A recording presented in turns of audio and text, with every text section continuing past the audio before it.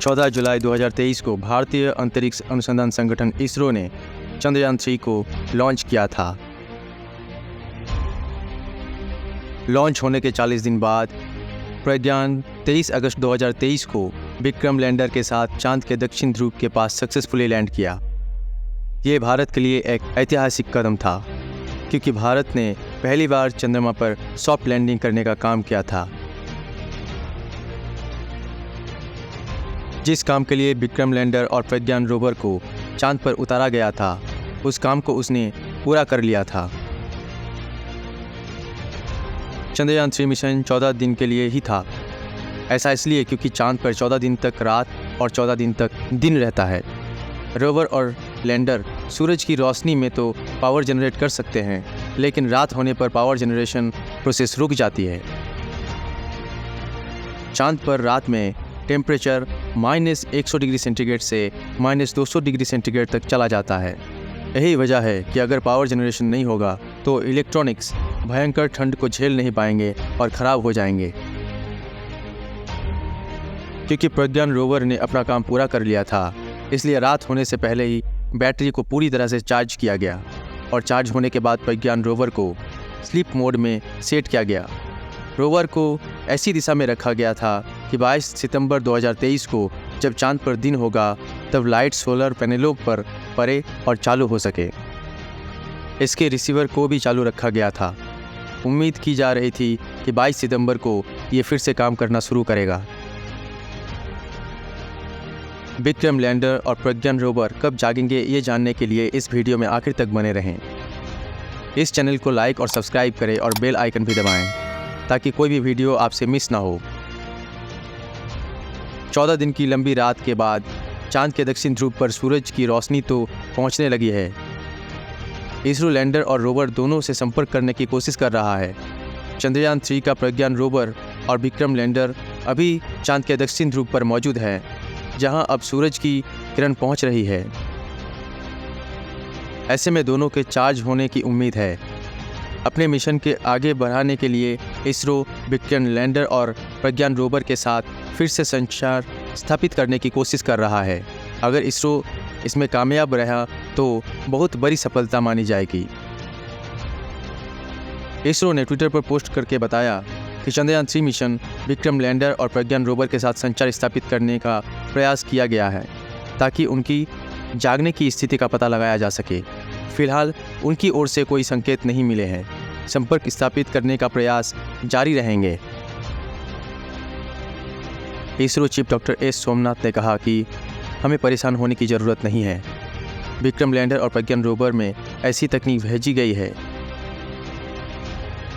कि जैसे ही वो पूरी तरह से सूरज की रोशनी से ऊर्जा हासिल कर लेंगे, वो खुद ब खुद जाग जाएंगे, यानी ऑटोमेटिक एक्टिव हो जाएंगे। हमें बस यहाँ से उन पर नज़र रखने की ज़रूरत है। हमारे पास अभी 13 से 14 दिन बाकी है। इतने दिनों में किसी भी दिन विक्रम और प्रज्ञान रोवर से अच्छी खबर आ सकती है। सूरज के ढलने यानी शिव शक्ति पॉइंट पर फिर से अंधेरा होने से पहले खुशखबरी आ सकती है।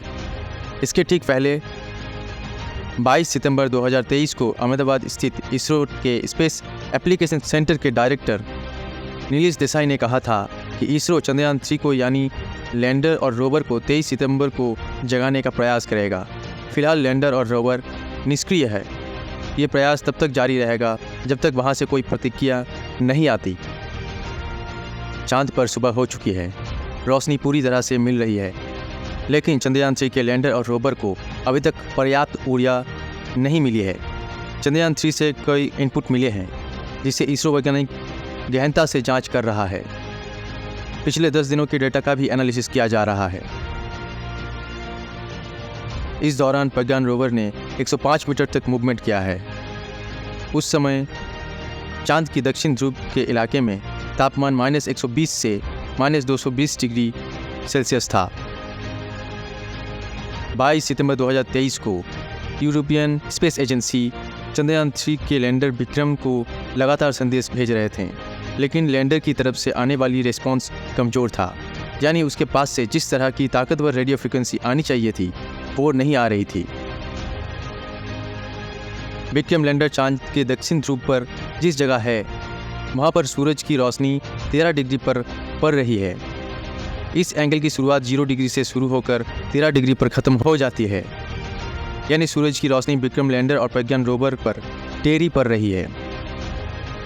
6 से 9 डिग्री एंगल पर सूरज की रोशनी इतनी ऊर्जा देने की क्षमता रखता है कि विक्रम नींद से जाग जाए। ये बात इसरो के UR राव सैटेलाइट सेंटर के डायरेक्टर M शंकरन ने एक अंग्रेजी अखबार से कही। उन्होंने बताया कि विक्रम और प्रज्ञान की सेहत का असली अंदाज़ा 22 सितंबर तक हो जाएगा।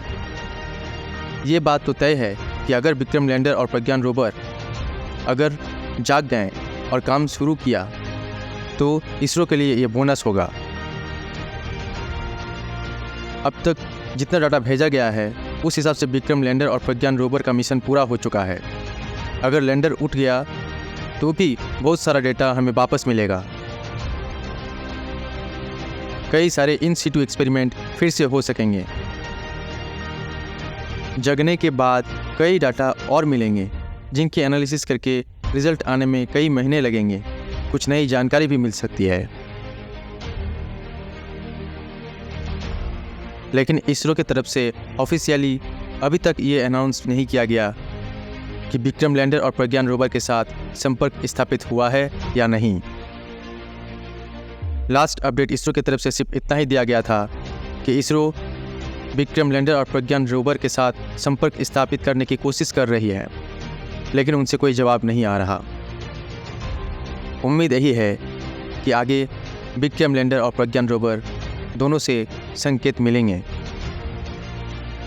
आप इस बारे में क्या सोचते हैं? कमेंट बॉक्स में लिखें। Thanks for watching this video.